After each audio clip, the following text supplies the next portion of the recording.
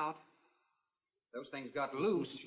Any unusual experiment can produce unusual results. Today we'll be covering Attack of the Killer Shrews. Actually, it's just the Killer Shrews.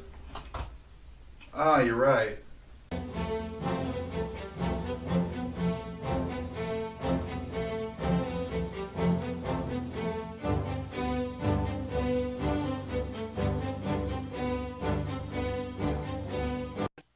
The narrator explains how ravenous the shrews are while only showing a cloudy sky.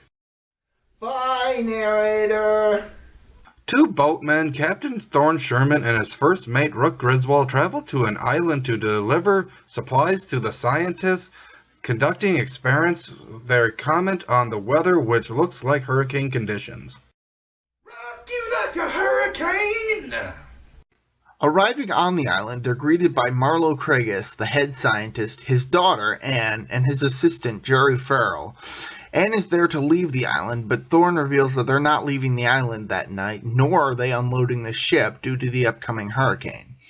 Rook chooses to stay with the ship, and Thorne goes with Marlo up to his team's lab. Well, that's nice of them to let them stay with them. On the way to the lab, Marlo reveals that the radio is broken and the lab servant Mario opens the fence for the doctor and the others. Inside, Marlo and his other assistant, Rutherford Baines, explains that they're conducting gene experiments relating to mammals. With the storm brewing out at sea, Thorne asks if the hurricane ever hit the island, and Anne tries to convince Thorne to stay at the lab for dinner. And a meal, too? Thorne's getting the royal treatment here. Radford reveals the experiments involve shrews, and when Thorne asks how big shrews get, the scientists quickly clam up. Anne gets scared by a window shutter slamming. Meanwhile, Rook, who has finished work on the boat, rows to shore. Back at the lab, Marlo explains shrews. The narrator already covered that. Go take a powder. Marlo has Mario show Thorne to the room he'll be staying in overnight. Rook arrives on shore and ties the rowboat to a tree. Anne complains to Jerry, an alcoholic, about the fact that he forgot to lock the cage, which infuriates Jerry. Anne reveals to the captain that she intended to leave the island with her father, as Jerry listens in. Jerry decides to interrupt the conversation and reveals that him and Anne used to be engaged. Why would you want to be engaged to an alcoholic jerk like that? Out near the beach, Rook is attacked by creatures. Those are dogs, aren't they? Nope, shrews. They look like dogs, and they're not even that big. I thought there was supposed to be a giant monster movie. Well, that's what Wikipedia says it is, and they're never wrong, are they? Rook climbs a tree in the vain hope of keeping safe.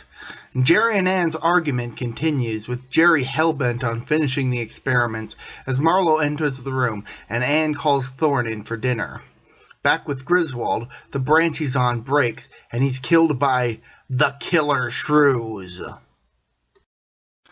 Thorne confronts Anne and he decides to go check on his boat, but she refuses to let him leave, even pulling a gun on him. Anne reveals that her father's experiments resulted in creation of giant killer shrews, and due to an accident, they are now roaming the island searching for food.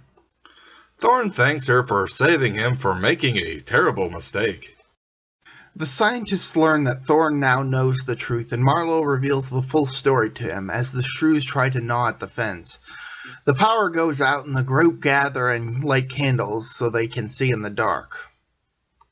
Later, Jerry voices his concern over Thorne to Radford, but he's clearly jealous of him. Thorne realizes that Anne's dinner invite was to keep him there past dark. The horses get agitated by the shrews digging into the barn. Anne reveals that she's glad that Thorne is here. When the horses scream after the shrews get into the barn, Jerry punches Thorne, claiming that the captain was going to go out, which he wasn't. Marlo reveals that the noise Thorne heard was the livestock being killed and believes they dug into the barn. Those dogs ate the horses. The shrews ate the horses. You know what I mean. When Thorn questions why Marlowe put everyone at risk, he reveals that the Killer Shrews are trapped on the isolated island with no means of getting off without drowning. Radford reveals that they intended to study the overpopulation of the shrews on the island. Thorn is concerned that the shrews have already run out of food, and Thorn states that with their lives in danger, the safest option is to get to the boat the next morning and leave the island, which Marlowe agrees with. As the night continues, Mario visits Jerry after his patrol, and Jerry voices his concern about Thorn, but Mario can tell that Jerry is drunk, just passively lets him ramble. Meanwhile, one of the shrews managed to get into the building through an open window. Mario patrols again. He sees the shrew inside and finds the open window, closes it, and the door to the cellar, then gets Thorn instead of Jerry. Smart move. Thorn tells Anne to keep the door to the cellar closed until they tell her to open it. Then he and Mario descend into the basement to find the Killer Shrew. Mario is attacked by the shrew, but Thorn manages to kill the beast.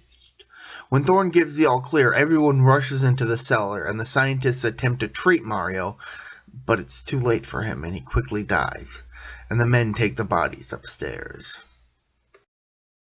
Not Mario! It should have been Luigi! It should have been Luigi! Hey, I like Luigi. Studying the shrew's saliva, Redford finds extremely toxic poison. Thorn comforts Anne, learns that she's a zoologist, explaining her position in the experiments.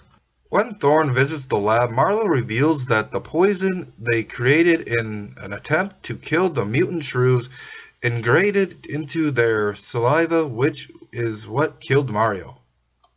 Redford is excited over this, but quickly remembers the situation.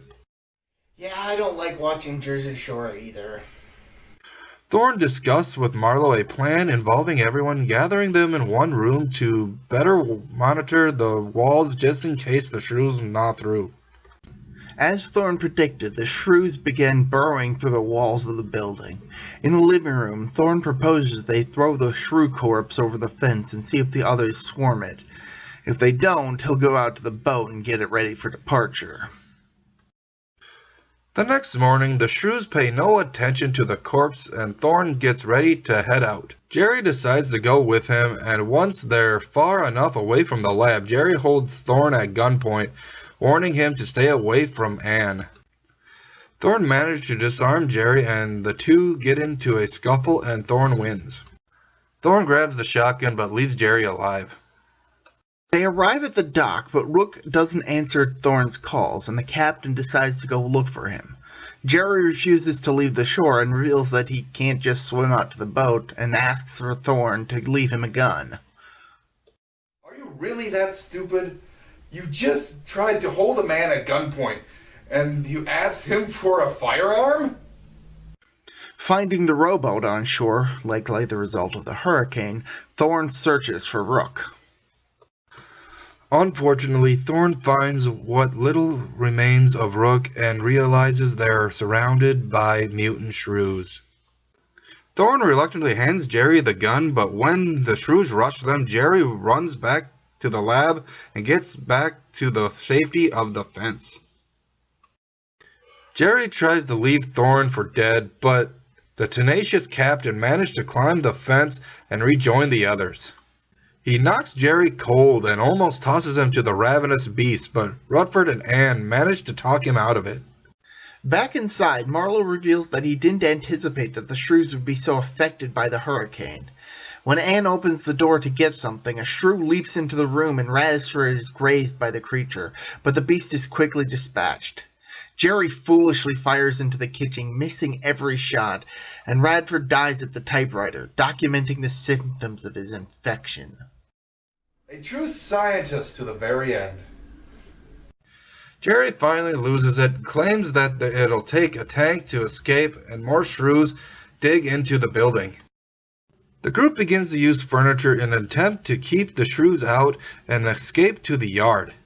Noticing the empty chemical drums, Thorn comes up with an idea to create a tank-type shell to cover the group as they try to make their escape. Thorn and Marlowe work on making the tank, and the shrews start to break out of the building, trying to get the survivors in the yard. With the shell finished, Jerry gets on the roof and refuses to leave, forcing the others to bear more of the weight of the shell tank. The group open the fence, shielding themselves with the tank as they slowly wade their way through the horde of hungry shrews, leaving Jerry behind. When Anne and her father grow tired, Thorn shoulders more of the weight, allowing them to rest. Back at the lab, Jerry comes down from the roof and tries to flee while the shrews are distracted, but ends up becoming a meal for the ravenous creatures.